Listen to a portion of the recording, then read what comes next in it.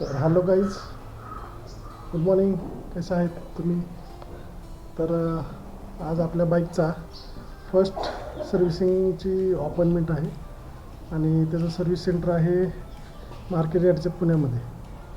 तर आत्ता सकाळी 9:30 वाजता त्यांनी बोलवलेलं आहे. तर आपण चाललो आहे.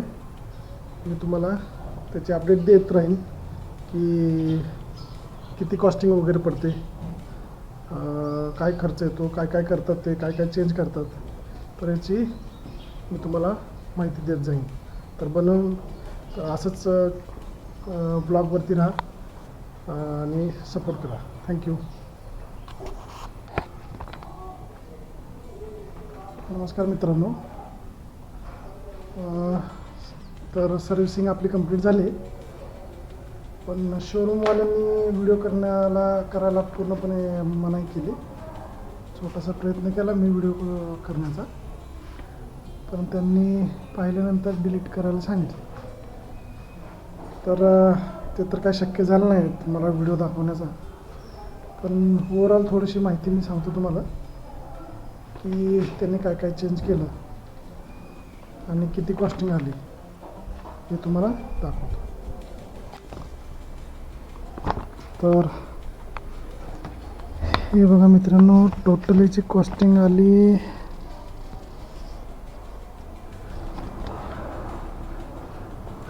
नाही 2046 रुपये. मी अगोदरच सांगताना सांगितलं होतं की 21 रुपये कंपल्सरी आहे म्हणून. तर मी अशा प्रकारे बिल लावलेलं आहे. मला दिसतंय की नाही माहीत नाही, पण मी ओव्हरऑल थोडीशी माहिती सांगतो. माझ्या माहितीनुसार त्यांनी एक जे मेन आपलं इंजिन ऑइल असतं ते एक टाकलेलं आहे. तर त्यांनी एक क्वांटिटी एक म्हणजे मला वाटतं 1 लिटर दिलं आहे. त्याची सगळ्यात जास्त प्राईस आहे 1000 रुपये आहेत. त्याच्यानंतर ऑइल फिल्टर असेंबली आहे, त्याचे काही जास्त नाही आहे, 96 रुपये.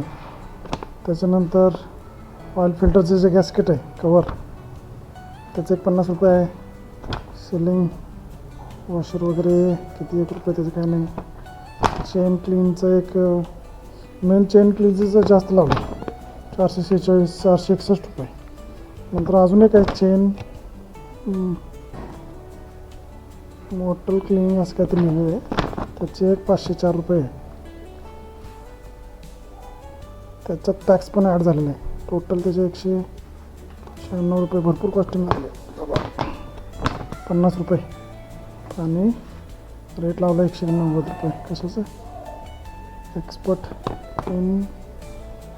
जेल काहीतरी आहे, काय काय लावले काय माहिती. 111 रुपये.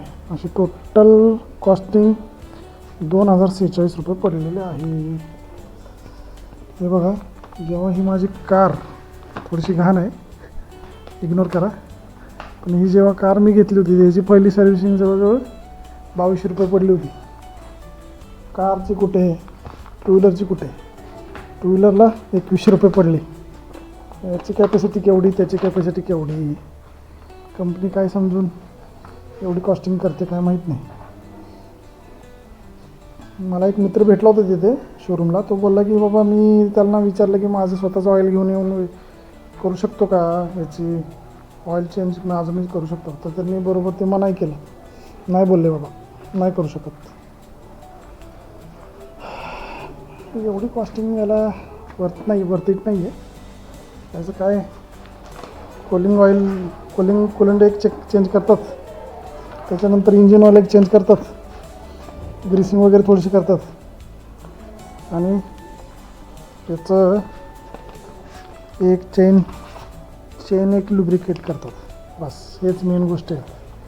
आणि तुम्हाला जर त्या ड्युरिंग पिरियडमध्ये काही थोडासा प्रॉब्लेम आला असेल तर तुम्ही ते सांगू शकता त्यांना की बाबा असा प्रॉब्लेम आहे, तर ते करून द्या.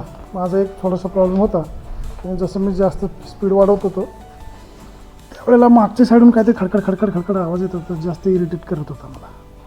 मी तसं त्यांना सांगितलं की बाबा भरपूर एक थोडंसं 5व्या गिअरवर 4थ्या गिअरवर गाडी गेली की जास्त आवाज येतो. तसं त्यांना मी सांगितलं होतं.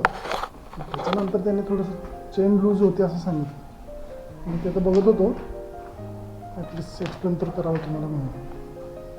तर मी बघता जे बघितलं त्यांना की हे चेन वगैरे इथून त्यांनी खोललं होतं. हे खोलून थोडं चेन वगैरे टाईट केली होती आणि मग ह्याला क्लिनिंग वगैरे करून घेतली त्यांनी. ओके, तसं एवढंच, अजून काय नाही. मला तर वाटत नाही आता हे जर कंपनीचं कंपल्सरी नसतं तर मला नाही वाटत हे काय वरती होतं पहिली सर्व्हिसिंग. हां, पण पहिली सर्व्हिसिंग करणं पण गरजेचं आहे. का, याचं रिझन आहे मित्रांनो, जेव्हा आपण गाडी नवीन घेतो, ही गाडी जेव्हा नवीन घेतो ना, तर आपले जे गिअर वगैरे असतात ते खूप नवीन असतात आणि नवीन असल्यामुळं काय होतं, ते गिअर वगैरे पूर्ण लूज व्हायला थोडा वेळ लागतो. एकदम कट टू कट त्याची मॅचिंग केलेली असते मशिनिंगवर. पण ज्यावेळेला आपण गाडी चालवतो तर त्याच्यातली जी बर असते ती बर खाली पडत असते त्या ऑइलमध्ये, आणि ते जे ऑइल फिल्टर वगैरे असतं ते त्याला फिल्टर करतं, पण तो त्याच्यातच राहिलेला असतो. त्यामुळे ते ऑइल फिल्टर जाम होतं लवकरच. म्हणून कंपनीने जेवढी सांगितलेलं असतं की 1000 किलोमीटरला पहिली सर्व्हिसिंग करून घ्या, मी म्हणतो थोडंसं अगोदरच करा. जर माझ्या ह्याच्यानुसार मी सांगितलं तर तुम्हाला थोडंसं 700 किलोमीटर किंवा 500 किलोमीटर अराऊंड याच्या करून टाका. कारण की त्याची बर वगैरे असते त्याच्यामुळे इंजिनला प्रॉब्लेम येऊ शकतो. ते बर तर जात नाही पुढे, पण इंजिनच्या जे फिल्टरमध्ये अडकते ना, त्याच्यामुळे इंजिन सप्लाय जर सपोज आता ते फिल्टरच चोकअप झाला तर मग पुढं इंजिन ऑइल कसं पोचणार आहे की नाही. त्याच्यामुळे सर्व्हिसिंग करणं पहिली सर्व्हिसिंग ॲटलिस्ट लवकरात लवकर करून घ्या, असं माझं ओपिनियन आहे. तुमचं जे ओपिनियन मे बी वेगळं असू शकतं, पण पहिली सर्व्हिसिंग ॲटलिस्ट लवकर करून घ्या. एवढंच होतं आजच्या आपल्या ब्लॉगमध्ये. आणि असा होता आपला आजचा दिवस. माझं तसं कामावरचे नंतर सांगावं लागलं की बाबा वेळ लागला कामावरती, तिथंच शोरूमला वेळ गेला. बरंच जायचं होतं प्लॅन 11 वाजता. 11 वाजता त्यांनी गाडी घेतली. 9ची 9:30ची अपॉइंटमेंट होती, घेतली 11 वाजता. ओके, ओव्हरऑल बाकी होतं ओके, पण त्यांनी मग व्हिडिओ वगैरे काढू दिला नाही. का काढू दिलं नाही याचं काही रिझन नाही माहिती, त्यांची पॉलिसी असेल. मी होतो आपल्या मार्केट यार्डचं जे सर्व्हिस सेंटर आहे तिथले. बस ठीक आहे, एवढंच होतं मित्रांनो आजच्या ब्लॉगमध्ये. सपोर्ट करा, नवीनच चॅनल आहे आपलं, सपोर्ट करा.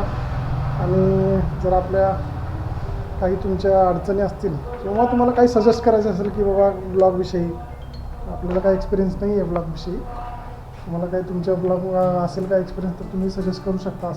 तसं करू शकतो.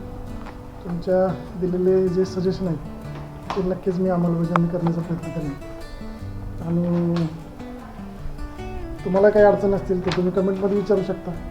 माहिती नाही आता ही जी व्हिडिओ आहे ते तुम्हाला कधी पोचतील तुमच्यापर्यंत, पण जेवढं होईल तेवढं तुम्ही तुमच्या यांनी प्रयत्न करत राहा. मी पण तुम्हाला माझं नॉलेज शेअर करण्याचा प्रयत्न करेन. ओके, बाय बाय, एवढंच होतं. थँक्यू. भेटू नेक्स्ट ब्लॉगमध्ये. Thank you so much.